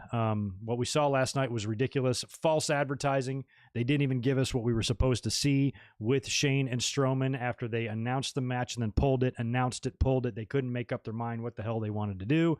And then last night, Shane McMahon replaces himself with Elias after he injured his knee, which we knew the whole time was bullshit. And again, last night, I was like, I don't know where Shane went when he had Elias replace him, but it seemed ridiculous that Strowman, if he was really that mad, that he would that he wouldn't be able to get to Shane if he didn't want to. Shane's on crutches, just go fucking chase him. So anyway, this is continuing tonight, and we've got Shane and Elias in the ring again. Shane expresses displeasure with Elias not getting the job done last night, and then the two of them would go on to sing a duet, just some stupid song that was about how stupid Braun Strowman was. I can't even remember the words. It was fucking stupid. So they're doing that. Braun Strowman then comes out. He's on the mic, and he says, I'm going to kick your ass or whatever, but, you know, I don't really believe him. And even Shane McMahon in his promo, he said, he goes, if it weren't for my knee injury last night, I would have wiped the floor with Strowman. And based on what we saw last week, why would we have any reason to doubt him? I believe him because they fought last week and Shane beat the shit out of him. So the same thing, why wouldn't the same thing happen at Fastlane? Shane just got injured. That's the only reason it didn't happen. Sounds legit to me. And there's evidence to back that up. Last week, green covered evidence everywhere, all over the floor. So I kind of laughed at that because I'm like, for once, you know, Shane is actually doing the, you know, the heel thing. Oh, if it weren't for this, I'd kick your ass. But he's actually kind of right. He probably would have. You know what I mean? So anyway, Strowman's out there. He's all mad, blah, blah, blah, or whatever. And he barks and growls and drools. So we go to commercial. We come back. Strowman has got Elias in the ring, one-on-one. Of course, Strowman beats him here, but I don't know how. Is this the first night they've done the train sound effect? That's too much. I mean, I laughed out loud, but that is so fucking stupid. So he does the thing, you know, he runs around the ring, but they've now added, while Braun is running motherfuckers over, they're adding the train sound effect, choo choo, when he goes through. Or I think of The Rock when he was talking to Diesel backstage, or something like that. It just reminds me of that. So he does that. They played the train sound effect. I can't tell if I'm pissed about it or if I think it's hilarious. It's like I'm a combination of both. I'm just like, what the fuck? That's so damn stupid. But then at the same time, I'm like, okay, that's kind of funny. So I don't know where I stand on it. I'm a little bit conflicted. I have to really try to organize my thoughts here and really truly think about where I stand on the train sound effect issue and the debate. Let me know where you guys stand. Should I make a whole video about it? Maybe I will. But that was ridiculous. In the end, he hits a power slam on Elias for the win. Shane then comes in the ring, whacks Braun Strowman with a crutch, doesn't phase him, and he just runs away, proving what we already knew. He was never fucking hurt. Strowman then immediately grabs the mic, and I'm like, here you go. Here's your WrestleMania challenge. They're literally giving everything to us tonight. So they weren't going to drag this out any longer. Strowman gets on the mic, challenges Shane at Mania, and Shane accepts. And he accepts so quickly that it was like, this is what Shane wanted all along. You know, he just wanted to goad, you know, Strowman into this. Shane, even though he ran away, even though he faked an injury to get out of wrestling him last night, he still doesn't seem afraid of him at all. He's making fun of him constantly, trolling him, angering him even further. You know, if there's some guy that's half my age, twice my size, I'm doing as little as possible to piss him off. You know, and Shane seems to be doing everything he can to make him as mad as possible. So I don't know if Shane really has a death wish or if Shane just knows he can take this big bastard. You know, because Shane, he's doing half heelish things, but half, you know, babyface things. He's not scared of Strowman. He's not intimidated by him. He's verbally assaulting him, you know, calling him stupid. When he challenges him, he's, yeah, sure, you big idiot. I'll fight you. So which is it here? Shane scared or is he not scared? And what's the point here of, you know, provoking this bear? You know, it's such a silly angle. I've always said that because this is not really that interesting because there's no real reason why these guys have an issue with each other. It was birthed out of Shane making a couple of authoritative decisions with Braun Strowman matches, and then he got mad and wanted an apology, and the whole thing grew from there. But, you know, just what a dumb way to get to this angle. I'd rather see something else or something else a little bit more interesting where we actually want to see this stuff. But WWE doesn't even know because they're making matches, pulling matches, and they just couldn't decide what to do. So it's official now. Braun Strowman, Shane McMahon at WrestleMania. As of right now, it's just a regular match. And I think with all of the matches they announced tonight, there's going to be changes potentially in all of them. Think about it. Asuka and Rhea Ripley. We could get Charlotte added to that. Bad Bunny and The Miz could turn into a tag. Then we have this one here. We could get Braun Strowman and Shane McMahon becoming a stipulation or something like that. It could be falls count anywhere. First one to fall off the stadium roof loses. I don't know. And then in Randy Orton and The Fiend, we saw Alexa Bliss point to the sign tonight, but there's going to be some sort of stip added to that. So everything here is probably going to be changed, but at least right now we've got Shane and Strowman at the WrestleMania, unless they've added some stipulation on social media that I did not see. Anyway, but that's coming up. That leaves us with the final segment, the main event, Randy Orton promo. He's coming out to the ring to finally summon The Fiend after what happened last night. And he gets on he says bullshit right on USA Network. He says it's time for the bullshit to come to an end and demands that The Fiend come out. Alexa Bliss comes out. She's got that Jack in the Box. She's shown that before. I think last week she kind of patted it and she was not yet. So we knew he was going to be coming out of that. It's my Fiend in a box. So she's got that. She starts winding it up.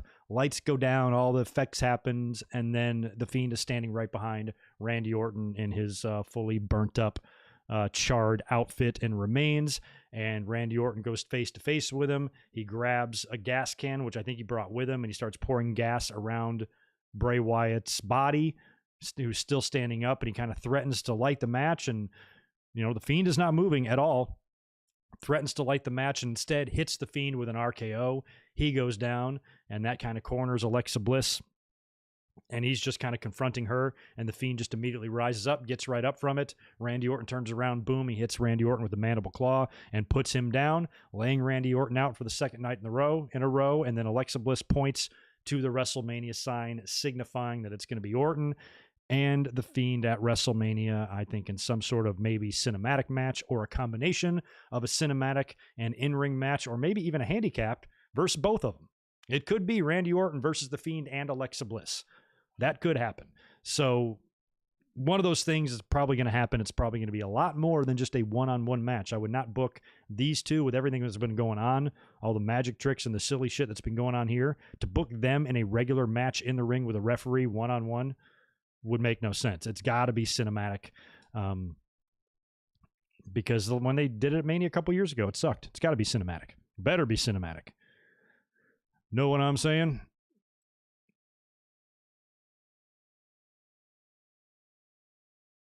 Kim Polk, who won? Let me go up and answer some of these super chats. I saw that one up. There's one that I missed. Trent, let me get up a little higher to make sure I didn't miss anybody else. Nope, I think it's just you and another one. Thank you for the 5, Trent Withrow. I appreciate it. How would they ever bring the goddess Alexa back? I just don't think they have thought that through. I think there's ways to do it. I mean, eventually, it's probably pretty easy if you think about it. I mean, maybe eventually, because it happens with all, heels and shit, like maybe The Fiend starts treating her bad. Maybe he starts abusing her. Maybe he starts, just kind of turning on her a little bit, and then she realizes what kind of, or they reveal it that he's mind fucked her, or mind controlled her. He's got some spell on her, and she's trying to break free. Maybe Nikki Cross is the first one to recognize it. She notices maybe a subtle cry for help behind Alexa Bliss's eyes, and maybe she goes and talks to Adam Pearce. I think Alexa was trying to tell me something, but, I couldn't get it out of her. I'm booking this whole thing right now. This sounds great. And Adam Pearce like, okay, I'll look into it or whatever. And, and she's, of course, Alexa is really resistant at first. And, maybe it's Nikki Cross. Maybe it's a good way to get Nikki Cross something meaningful to do on TV, maybe because of their history. And it could be the story of her refusing to give up on her friend. She knew it wasn't her that was doing everything to her. It was the mind control, or it was the spell, or whatever was going on with her and The Fiend that was controlling her, and she forgives her and she wants to help her. Maybe it's kind of like Nikki Cross that helps kind of pull her out of that, and she can be back to old Alexa. I think there's ways to do that. It's going to have to be, though, the split from The Fiend, the confrontation to where, she no longer wants to be with him, or he's controlling her too much, or whatever. So I think there's ways out of that to where she can kind of, snap out of it. And I even think it would be cool if this was something that WWE long-term booked, like for the end of Alexa Bliss's career, to where maybe you'd always wonder if she'd ever kind of go back to that, or maybe they'd tease it a couple of times, or maybe if she has an opponent in the future that likes to play mind games, and she can be like, girl, you don't know who you're fucking with, kind of thing. Like, I've been to the darkest places that you can even be. If she ever comes into contact with Xia Li one day on the main roster, think about something like that. She goes, of everything I went through with the Fiend, do you think I'm scared of you? That sort of thing. So I would think that would be cool if they would always tie that into her character, and she'll always just be a little bit different. This whole situation will change her forever, where she'll still go back and kind of be the way Alexa Bliss was, but she'll have maybe a little bit more of an edge, and she'll have a little bit more of a, maybe instability to her, or a little bit of teases here and there that maybe she could revert to this some point down the road in the future or whatever. So I think done right and booked, with a little bit of love, it could be great for her longevity in her career and stuff. So I think there's ways around that. I have zero confidence in the writers and stuff, though. They'll never come up with anything cool like that. It'll suck, whatever they do. So I think it's possible. WWE making it good, that's a whole nother story. Excuse me. There was another one I missed. Chris Sludecky, good to see you, man. Appreciate the 2 from you. How far has Strowman fallen since 2018? Far, bro. Super far. But, at the same time, he's got WrestleMania matches every year. He always does the weird shit. He really is like Big Show. I mean, he won the Battle Royal, I think, and then he did the shit with Nicholas, and then he did the SNL hosts. Now he's going to do Shane. He never does just a regular-ass thing, at WrestleMania. It's always quite nuts. So if he has a boxing match in Orlando against Conor McGregor at a future WrestleMania, then I guess he'll officially be Big Show 2.0. But he really is Big Show. He really is. He's the same. He's the same thing that Big Show was. Literally the exact same thing. You got to wonder if they're going to punt Alexa. I would probably say no. I mean, Alexa got RKO'd. A lot of controversy over the New Japan Cup over the weekend, which I watched. I watched the final match, and watching Will Ospreay win that, and then RKO's girlfriend has gotten a lot of criticism online, basically calling it a domestic violence angle. And that sucks because, they've had some booking issues over there, and that fucking match was so good, and he's so good, so I don't know if WWE would have something like that take place now. Who'd they punt? Did they punt Linda and Stephanie? Did they both eat a punt? I think they did. But I'm not sure if they're going to punt Alexa, although she fucking deserves it. Everything. I mean, I'd punt someone that's making me spit up black ooze. Like if you're threatening my life and you got my organs turning into liquid shit and coming out my mouth, hell yeah, I'll punch you. I don't care what gender you are. If punting you stops you from making me spit up black ooze, your head is going to be split in the uprights. That's for sure.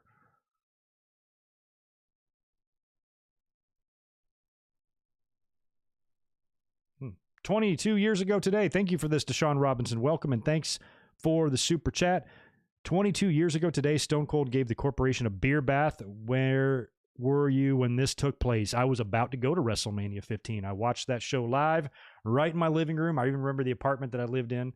It was a second-story apartment, which was one of my favorite I ever lived in, and I watched that, and that was when I got real excited because I loved that Austin got on the mic. He was like, damn it, Rock, you better get your ass serious. I'm going to whip your ass and all this. I love that stuff in the beer bath, and that was probably 2 weeks maybe ahead of WrestleMania, or that might have been the go-home. Can't remember, but hell yeah, that was a great time. I watched it live in my living room. Still have it recorded to this day.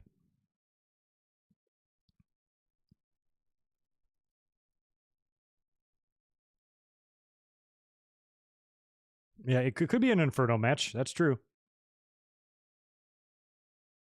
I don't know if they're going to always do the purple lights. I don't know. I mean, I think purple is a little bit easier on the eyes than the red. I'd prefer no lights at all, but maybe it helps with the costume and the look of the Fiend.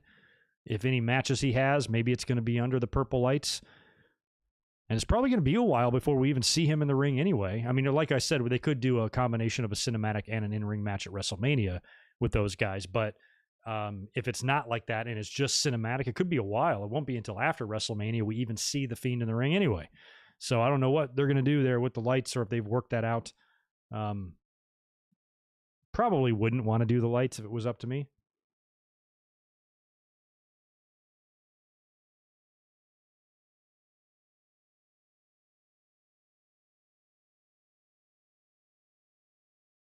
Oh, yeah, coach. I got to figure out how to set that up. I don't know. Based on some of these chats, man, do I really want these motherfuckers calling me? Thank you for that, Barry. That was the go-home show. So that means I would have left. That would have been Monday. That means I left Friday. I left Friday night in my car, drove all the way up to Philly. It was fun. Yeah, we'll see, though, if I ever do live callers. I think Solid Monster does those. I can maybe set it up one day. We'll see. Probably opening up a crazy can of worms doing that. Now, some of y'all will be super awesome. I know it would be a good stream and a good chat always.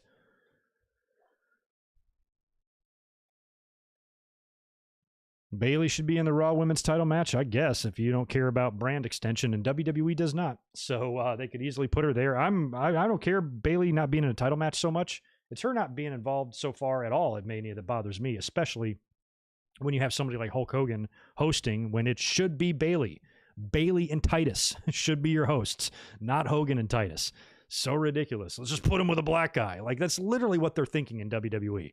Why they are working so hard to repair Hogan's reputation, which I think is kind of unrepairable at this point, is beyond me, and it's being done at the expense to other very talented people. Titus, I'm thrilled to see there, but rather see Bayley with him, not Hogan. Two of them would be fun.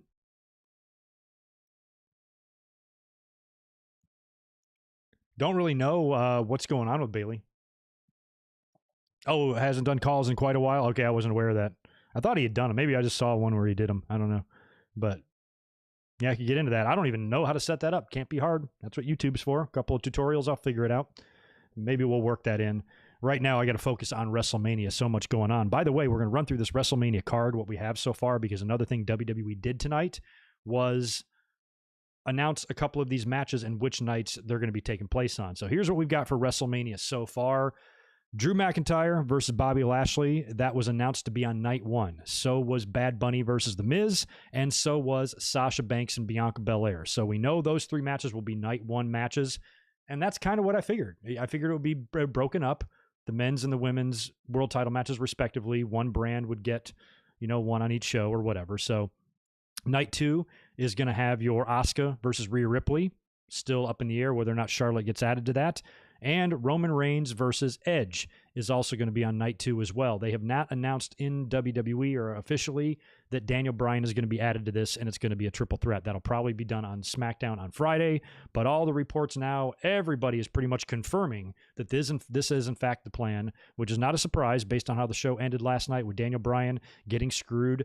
Edge, what I guess was a heel turn, or at least a more heelish attitude for Edge, and with him being very upset, this is mine, my spot, blah, blah, blah. Now Daniel Bryan's going to have something to say about that. They're going to add him, and it's going to wind up being a triple threat. And Bryan might find himself in the same position that he was in WrestleMania 30, facing two heels that he's got to beat, in Roman Reigns and Edge against all odds, and then he fucking does it again. I'll tell you what, as much as I love Edge, if Bryan is, and we expect him to, when he gets added to this match, I'm rooting for him. Love you, Edge. Sorry, but man, I'm rooting for Bryan. I really am. I kind of want to see him win that. What a great night that would be for him. So anyway, we've got a couple of those matches planned out. Here's what we got all together for WrestleMania, and help me out if I'm missing any. Drew versus Lashley, Randy Orton versus The Fiend, Asuka versus Rhea Ripley, Bad Bunny versus The Miz, New Day versus Omos and AJ Styles, Shane McMahon versus Braun Strowman. We're probably going to get Sheamus versus Matt Riddle. That wasn't announced tonight, but they planted the seed for that, so that will probably happen. Those are all Raw matches. On the SmackDown side, all I have is the Roman Edge Bryan triple threat that we're probably going to get, and Sasha Banks and Bianca Belair. I haven't seen any other SmackDown matches announced yet. What else are they going to do? Is it going to be Bobby Roode and Ziggler defending against someone, and probably Big E and Apollo? That's another one. We'll get Big E and Apollo as well. So that'll be another one that we'll probably get on Friday after that wonky-ass finish last night. Still don't know what happened there. They'll make that match, so we'll get that one. And then we'll probably get SmackDown tags, hopefully on the kickoff show. No need for that to be on the main card. And we'll probably get the women's tags somewhere in there as well, with Nia Jax and Shayna Baszler taking on who? Naomi and Lana? Really? Maybe. But that's what we have for WrestleMania so far. That's 1, 2, 3, 4, 5, 6, 7, 8, 9, 10. Probably about 10 matches we know of. of these 10, I think 6 are confirmed, something like that. So, yeah, WrestleMania is shaping up. No Taker, no Brock. Now that we've gotten through this night's Raw, I don't see any way Brock can be shoehorned into anything. Didn't think he was coming back anyway, but if he was, I think tonight would be the night. So he's not going to be there. No Brock, no Rock, no Taker, no Triple H. All we got on this show is Shane McMahon. He's like the only old school dude, unless they add someone last minute. I don't know. An Edge, I guess, but Edge is kind of a regular dude now. Mike McGee, appreciate the $5 from you. Who does the Fiend remind you of? For me, it's Mankind or Kane in his prime. Yeah, he's got shades of both those guys. I'm sure he's taken a lot of inspiration from them with a gimmick like this. WWE has, just in what we've seen in the past with these kind of dark, demonic type of characters. Thank you for that. Cesaro versus Seth Rollins. That's another one. Dominic and Ray versus Rude and Ziggler. So yeah, SmackDown tags we'll definitely see for sure. And then Rollins and Cesaro, I forgot about that one. So yeah, it's about 11, 12, if you had some battle royals, 13, 14. Yeah, we're probably looking at 15 matches, I think, once everything is said and done. And that's assuming they do battle royals. Are they doing them? I don't know. They're going to be doing the Hall of Fame on that Tuesday. We did learn that. And apparently Batista might have been pulled as the headliner. They might be holding off on him. So we'll get some more announcements. I don't think they've announced any more than Molly Holly and Eric Bischoff for 2021. The Daniel Bryan thing was just an error on Peacock or wherever everybody saw that. Just an error, so he won't be going in at least this year. Oh yeah, Otis and Gable could be doing something for the tags as well. Or it could be some sort of four-way. They might want to get a whole bunch of teams involved. They always do that at WrestleMania. At least one tag match will have like 19 teams involved in it. So since you're doing just a straight-up match on the Raw side, you might do a four-way on SmackDown. Wouldn't be surprised at all. And if you do, WWE, put that shit on the kickoff, please. Thanks for that, Martin Can. I appreciate what you said about us in the UK yesterday. And yes, would love a big pay-per-view again. Hell yeah, you guys deserve it. Just matters if WWE, can deal with the time change. I personally wouldn't affect me at all, but I would love to stay up late and watch one year. We'll see. But the fans over there and stuff, they're a big part of WWE's business. They're a big part of my listening audience. They've definitely put their time in and been passionate enough to have a WrestleMania, because could you imagine if there was one there? Every time they go like to the O2 or something for a Raw, the crowd's full and jacked. So imagine what they would be like for WrestleMania. It'd be nuts. That would be nuts. I'd love to see it. I don't know what happened to Keith Lee. He's just out right now. I guess he was injured or has been injured. He tweeted out some cryptic stuff, made it sound like he was a bit frustrated, and that he's kind of just biding his time, waiting to come back. But with WrestleMania coming up and him really not positioned anywhere right now on the card, I don't know what they're going to have him do, unless they add him to Riddle and Sheamus or something, and he comes in last minute and gets a crack at the U.S. title like he was supposed to get, I believe, at the Chamber. And I guess they could put him in there. Otherwise, it's going to have to be a Battle Royal type of thing for him or something. I don't know. We saw no Retribution tonight on Raw. They didn't follow up on that angle at all. So we'll see what goes on there next week on Raw, or if Ali breaks apart for them completely, or they never get back together, don't know. Or they might just be off TV now. That might have been it last night. That's it. They're all done. And they come back in as, Mia Yim comes back as part of the women's division. Maybe Dijakovic and what's the big guy? Mace can tag up. And then Ali can try to just go singles and win a fucking title. But I ain't holding my breath.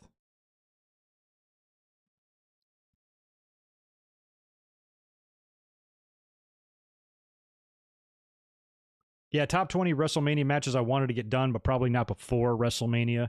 But I'm working on that. But we got WrestleMania stuff planned. Actually, this Friday, I forgot to tell you guys that. I mentioned it last night. But this coming Friday on the channel, prior to SmackDown, 2 hours before SmackDown goes on the air, we're going to be up here live doing a big review of the last Nitro, 20th anniversary of the final WCW Nitro. That was the big simulcast with Raw that night, USA Network, TNT, Vince, firing people on air, Shane McMahon on Nitro, the whole deal. We're going to talk about all of it. It's going to be focused on Nitro because it was the last Nitro, but we're going to be talking plenty about Raw as well. That's coming up on Friday prior to SmackDown. Then we'll have the podcast the next day. And then this coming Sunday, my plan was to do a WrestleMania 6 watch-along. We've been talking about it in the past couple of streams, which watch-along I should do or which WrestleMania I should do for a watch-along this week. And I kind of settled on 6, but for some reason, 6 is the only WrestleMania not on Peacock. And I think it would probably be best just to pick something that's available on Peacock.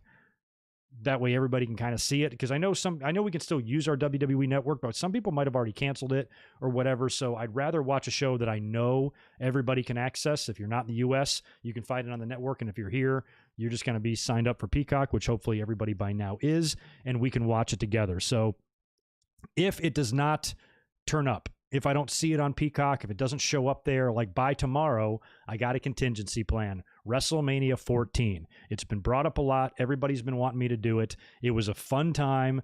Austin era has begun in 98. Shawn's last match for a while. Boston, Pete Rose, also Shamrock, Rock, DX, Owen, China, Sergeant Slaughter. So much going on that show. I think it would be a fun one to do a watch along for. So if WrestleMania 6 doesn't show up on Peacock, by like tomorrow, I'm just going to plan to do WrestleMania 14 instead, and I'll give you guys the link to that this week. But either way, we'll be up here this Sunday at 5 p.m. Pacific, 8 p.m. Eastern to do a watch along on either WrestleMania 6 or WrestleMania 14.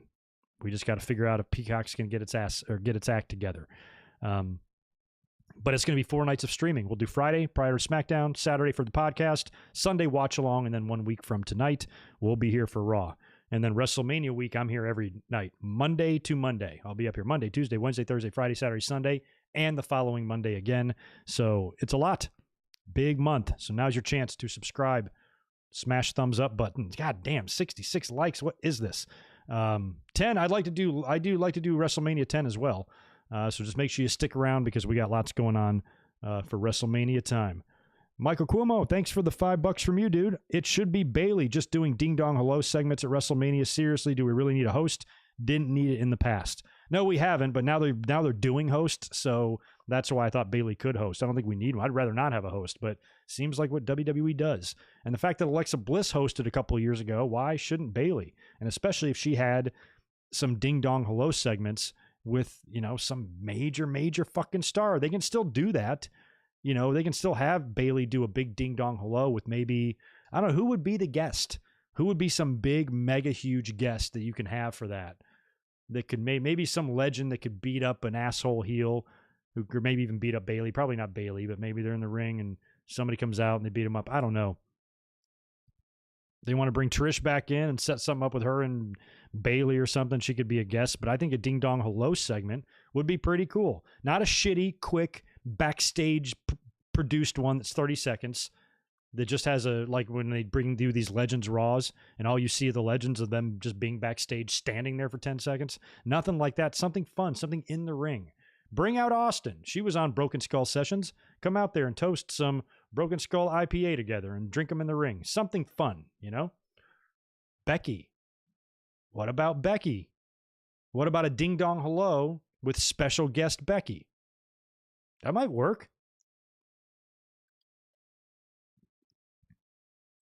I don't think Bailey needs a match. Bailey has gotten over so much this year, not on her ring work, on her personality. And she's awesome in the ring, but she's not factored into anything right now. What are you going to do with Bailey? Fine, she needs a match. Fine, what?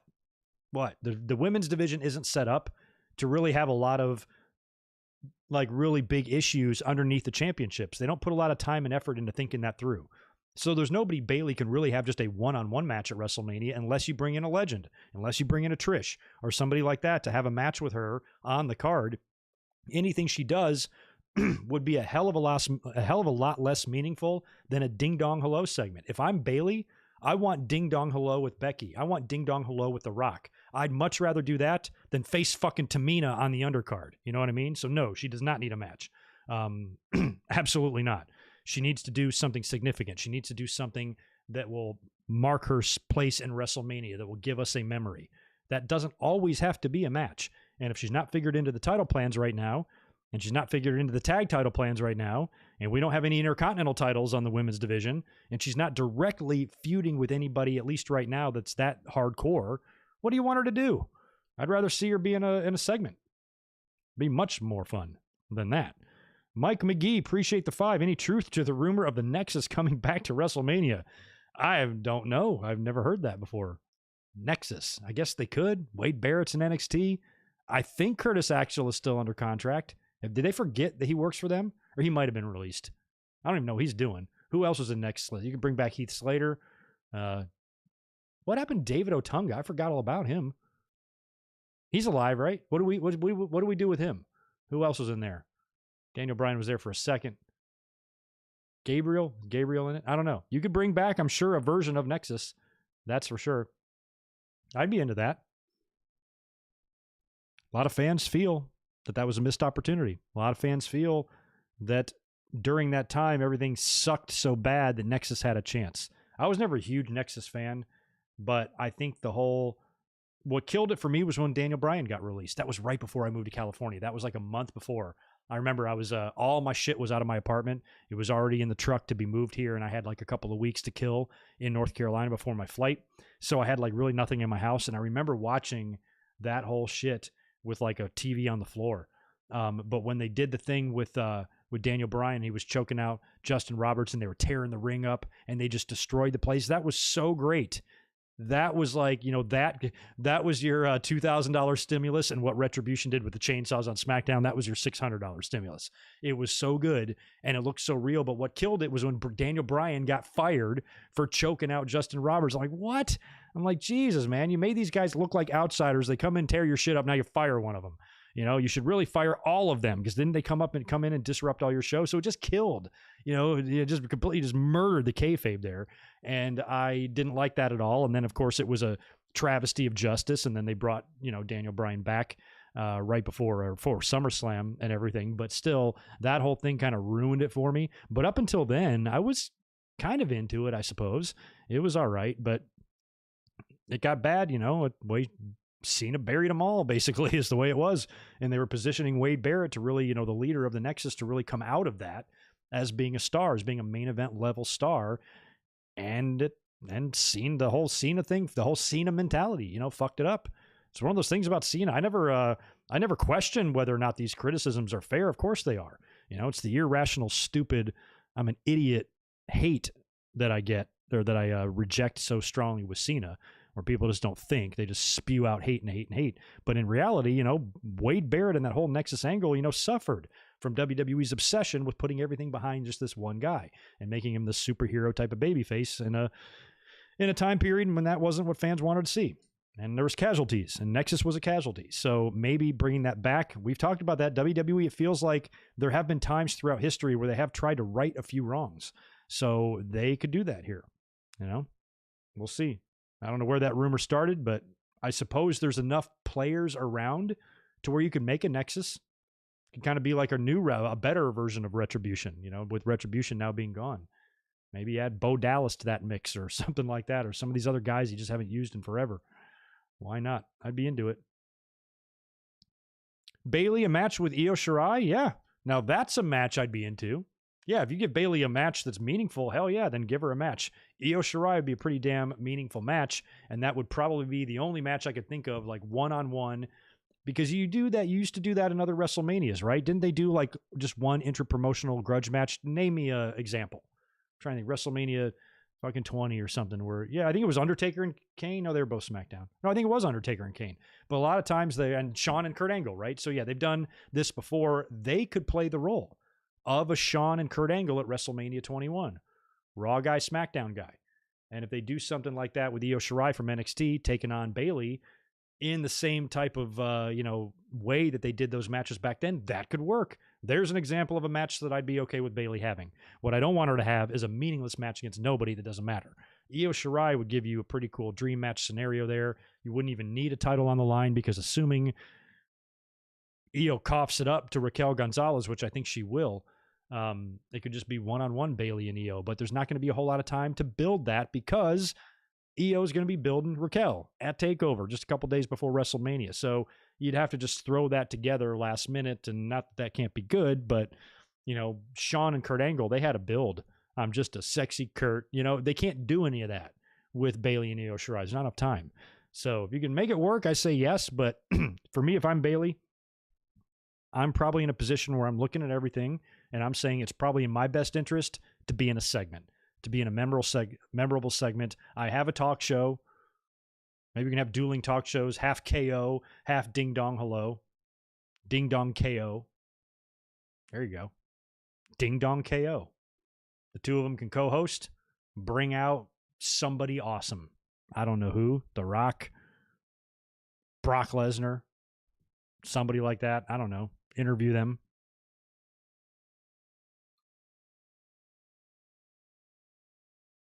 Curtis is released. Thank you for that. I thought he was still hanging around.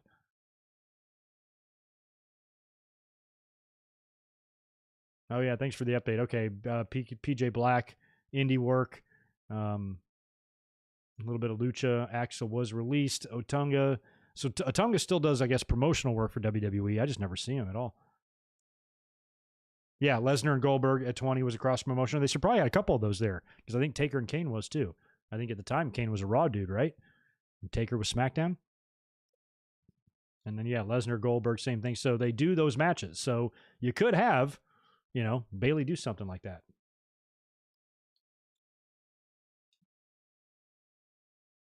I can't see that either, Maka. And Bayley can do something productive and put somebody over, but a match with Peyton, why? It's just random as hell. Like just throwing out shit. Like Bayley has a character too to protect and to do stuff with. And if you just make up a match with no build and 2 weeks later, you're going to face Peyton Royce at WrestleMania, now she's going to beat you. She already lost to Peyton Royce once fucking before with those tag team titles, and she ain't doing that again. Batista Umaga, 24. Thank you for that. Yeah. So matches like that. So I'd be into that if they could do it. I just don't think they can do it. WWE has just got heads up their asses. But I still think Bayley will have a presence at WrestleMania. And for me, that's all that really matters. I'm putting myself in like their shoes. Like if I'm a wrestler, I honestly don't care. As long as you have me doing something at WrestleMania and you've taken time to think of something for me specifically at WrestleMania, I guess that's really all you can ask for. I would not want to be just lumped into a battle royal or lumped into a fatal four-way. I want something specifically designed for me. And if they're doing that for you, even if it is a talk show, they're doing more for you than they are for a lot of people. So I'd be happy with that. So if I'm Bayley, that's what I'm hoping for at Mania, because otherwise I don't feel like she fits in. Unless she goes and works a takeover match, I'd be into that.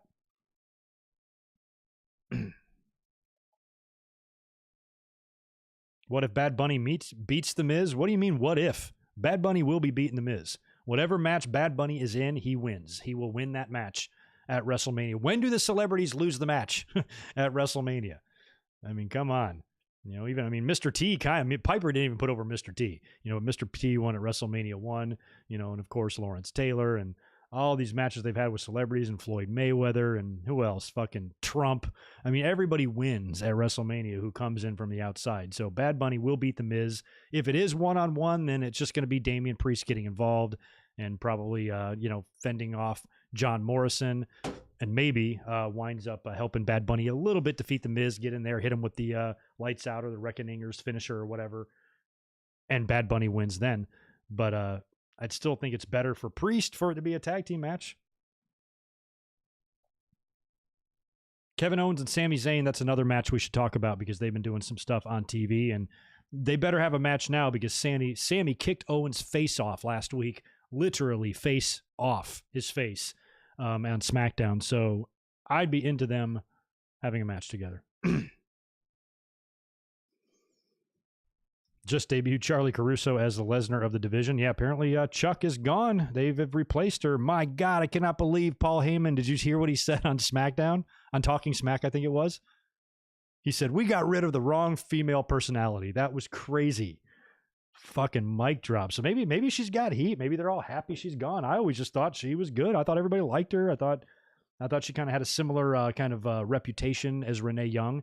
Just got along with everybody. Nice, sweet, easy to work with. But apparently not.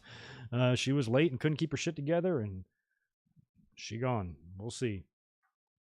Yeah, Bunny versus The Miz is already confirmed, but Edge and Roman is confirmed, and they're going to change that on Friday. So Bad Bunny and The Miz is not exempt from being changed.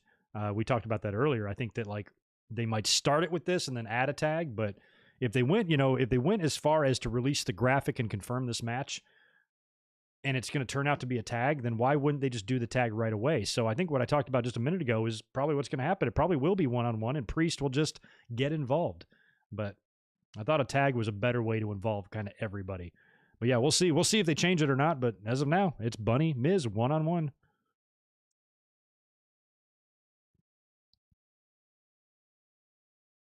I didn't think about that. I mean, the Charlie Caruso absence did coincidentally coincide with the DP line on Raw Talk, which I don't think got her any heat. It was fucking hilarious.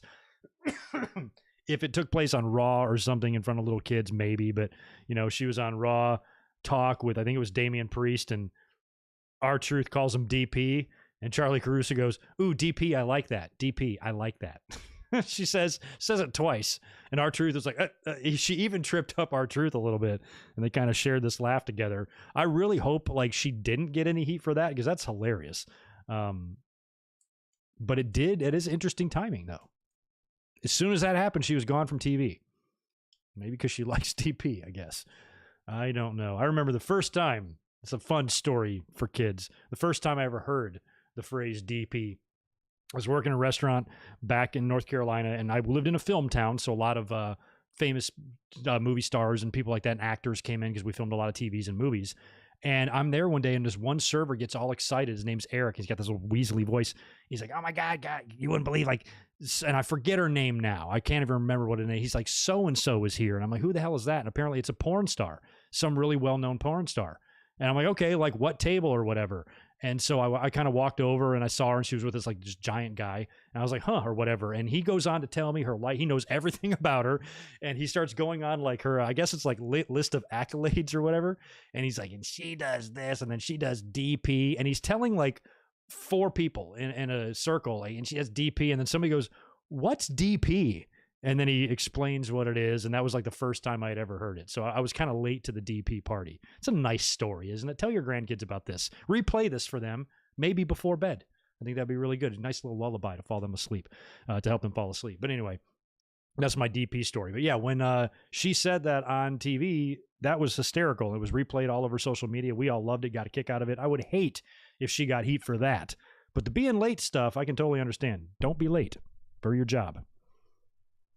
You got one job. Just be there when they tell you to. If you can't do that, what good are you? So she kind of deserves what she got, I suppose. We'll see if she turns back up, but whatever. You know, best of luck to Chuck. But I think that is funny, that is interesting timing. Thank you for the $4 off Leather Wings. Mania 6 and SummerSlam 2008 are left off Peacock. I know. That's what I'm talking about. I had scheduled to do a Mania 6 watch along this Sunday. We're going to change it. I think we're going to do WrestleMania 14. But I also think that I've also been looking around, and it looks like there are just random shows not on there. So I don't know why. I don't know if it's just random in the transfer of the video library, or if there's a specific reason, if they want to edit something out or fix something before they put it on Peacock. I don't know what the reasoning is. So I think WrestleMania 6 will turn up.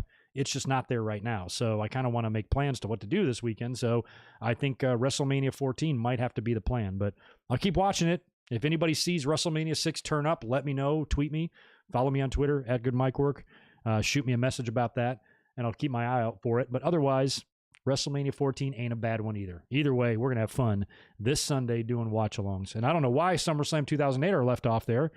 Maybe because, was that the year that Sean's wife got punched in the face? What did they do on that? There was nothing controversial on Mania 6, except for Piper. Now, there's probably been way more controversial shit that's already on Peacock. There's the Mae Young giving a birth to the hand Raw on there. I love that they have the WrestleManias broken down in seasons.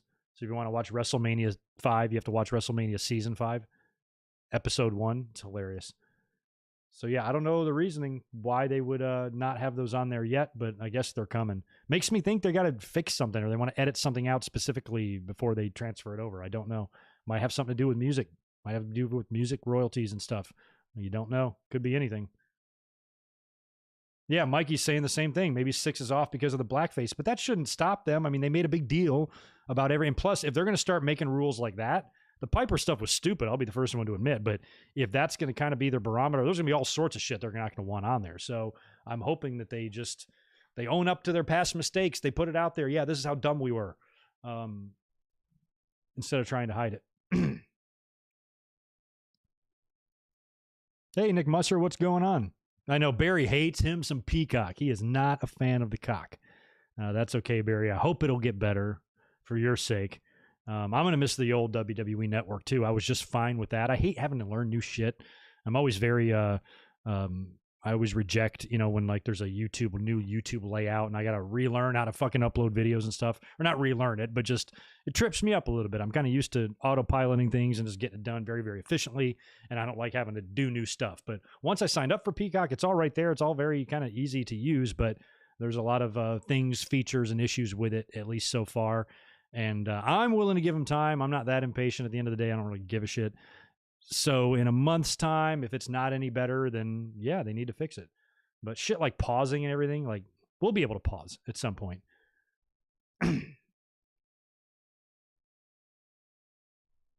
Yeah, the Attitude Era is shaking right now. I mean, if they're not going to show WrestleMania 6 because of Piper, holy crap, there's going to be some serious shit on Raw. What was that one Raw where it was like they spray painted the nation's locker room and stuff? Like that was fucked up. So like they're gonna have to like edit a whole bunch of stuff out. And I don't know if Benoit is still okay to be on there. There's a shitload of Benoit matches already on there because if all the other WrestleManias are available, that means Benoit's all over the place, including WrestleMania 20.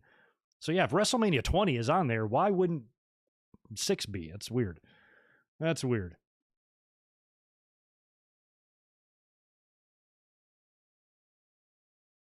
Oh, that's good. Yeah, I think I have I like the free version of Peacock as well. I think mine does too. I think I've got it, but I had never signed up for it or really ever used it. But now now I'm all the way in as a Prime Plus member. Very happy. All right, let me go over and check those. Where's my mouse? There we go. Peek at some notifications.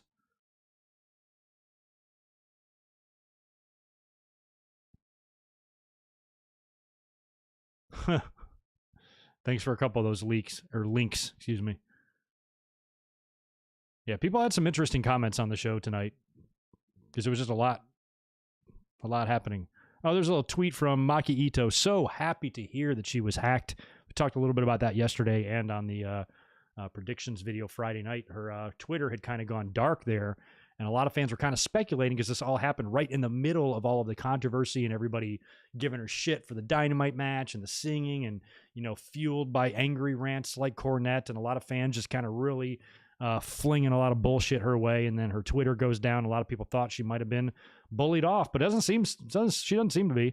Apparently she was just hacked and all is well there. So that made me very happy that she, she didn't let that get to her or whatever. She's like, yeah, fuck all y'all. So anyway, we're happy that she's okay.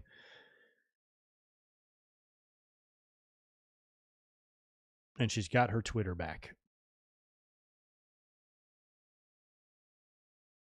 Oh, yeah, apparently she DM'd Sean and told him too that she was hacked. Yeah, a lot of people were worried, because she was just gone like that. And then, when you just kind of search her name, you just see all these just like angry fans with fake avatars and a name followed by 16 numbers having all sorts of very colorful things to say about what they feel about her or how they feel about her.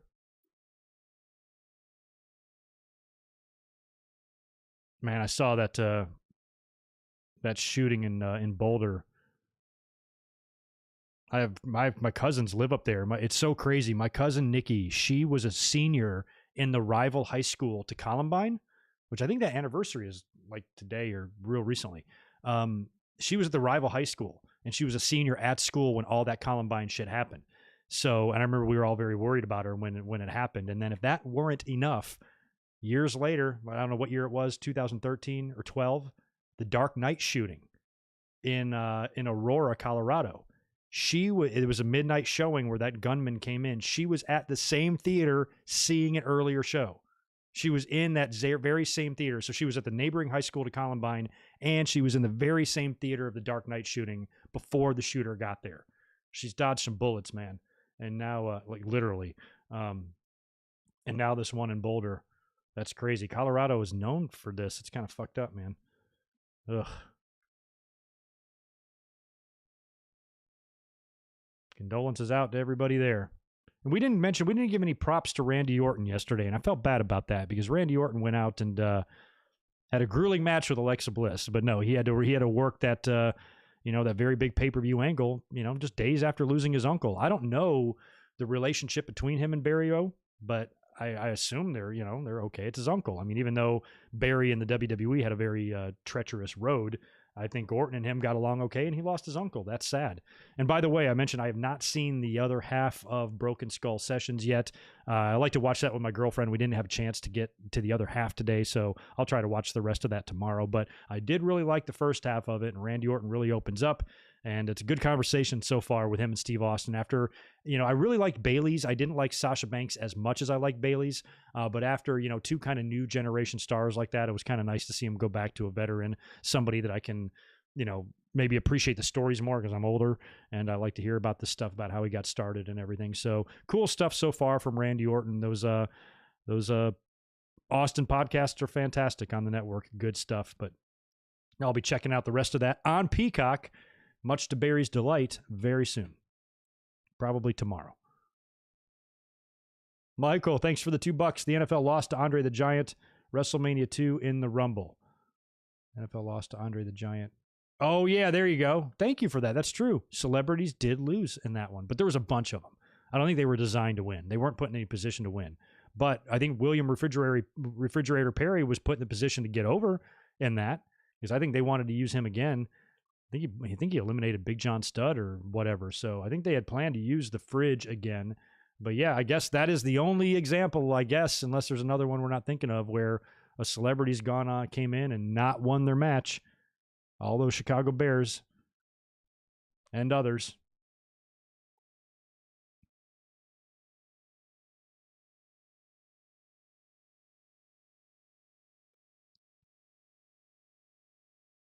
Oh, maybe, John. You've got your tickets for WrestleMania. That's interesting. What do they give you any info on that about what the seating and stuff looks like how it's spaced out? Do they give you, if there's a seating chart, how you would normally buy tickets? Do you know where you're going to be and shit? I wonder how that's all, logistically planned out, but that's cool that you're going. Hope you have a good time. Do I think we see a ladder match for the Intercontinental Championship on the show? Maybe if there was anybody else other feuding for it than who is currently feuding for it. I think that their feud is a little bit more personal. We saw last night Big E doing a whole lot of shit talking during the thing. Seems to be a more brutal, more angry feud. Intercontinental title feud or a ladder match for the IC title. I don't know. I think that would be a weird stip to put in a feud that has this type of energy, which is very, very angry, revenge-driven, things like that. So not that a ladder match can't still be brutal, but based on everything we've seen built between Apollo and Big E, I'm thinking cage. I'm thinking Hell in the Cell, but WWE doesn't do that anymore because they have the pay-per-view for that. But I'm thinking something a little more, vicious, something that can injure you a lot more. Again, not that the ladder match can't, but I don't know what reasoning they'd make for it other than just saying, hey, it's going to be a ladder match. Maybe. Intercontinental ladder matches are always good. I'd be willing to look at one a little more modern. We've seen good ones throughout the years. Even recently at 31, Daniel Bryan won that great multi-man one. But one-on-one, I'd be into it. Deshaun, appreciate $2 more from you. I've only seen the first one. I saw the Gino Hernandez episode of Confidential. That's all I've seen. Is there other ones out?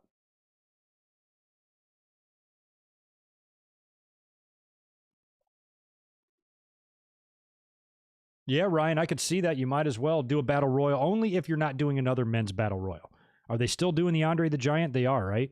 But I don't think they did it last year. Did they scrap the Andre last year because of COVID? I don't even fucking remember, man. I don't like to think about last year's WrestleMania. To the best of my knowledge, there wasn't one. So there might have been. So if they bring that back, then I don't think you want 2 battle royals on the show. But if they don't, and just the women have one, they do a Mae Young battle, and then maybe they do a 24/7. But if you do the Mae Young, you should do the Andre. So I think that's it. 3 battle royals for one show would be a bit much. So maybe now. Okay, so it's based on pods. You have to have a Ticketmaster account, and you have to buy the amount of seats for the pods. Oh shit. Okay. So yeah, that's how they're going to handle the social distancing. You have to basically buy more than one or buy an area. That's weird.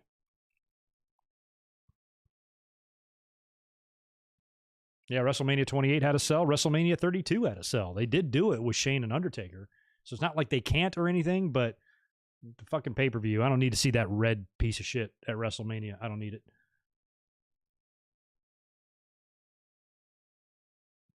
Yeah, I would do a WrestleMania 23 or 28 watch-along. I think this week's one is already planned out. But then after that, it's Easter Sunday, and I'm not going to be up here. That's going to be my one day in between to prepare for the week-long of streaming that's going to start the very next day on the Go Home WrestleMania Raw show, and then follows up with Hall of Fame, TakeOver, SmackDown, WrestleMania, the whole deal. So 2 weeks or 1 week, 2 weeks from today, or 2 weeks from yesterday, there will be no watch-along. One day break. Okay, I'll have to check out and see which other ones are on there. Yeah, I'm curious about the pods, if it's different sizes of pods. I mean, what if you just want to go with one other person? You know, is there a 2-person pod, or you go with a family, go with a group of friends? There's probably 10 people pods if you want those, if you have a group of your buddies or something like that, depending on what your situation is. So I'm hoping that your pods can be different. I'll tell you what, man, in the end, I don't really mind this whole social distancing thing. I don't like being around motherfuckers anyway. So the fact I have not flown on a plane, I think those are still pretty packed, you know, but any other, you know, going to restaurants and stuff, I like not having somebody right next to me. I don't mind that. So I don't want anybody all up in me. So we'll see how the feedback is for this and how it looks on TV. I'm curious how it's all going to come off on television. Anyway, I'm going to go ahead and get out of here in a minute. Let me just knock out a couple more of these questions that I think are kind of interesting.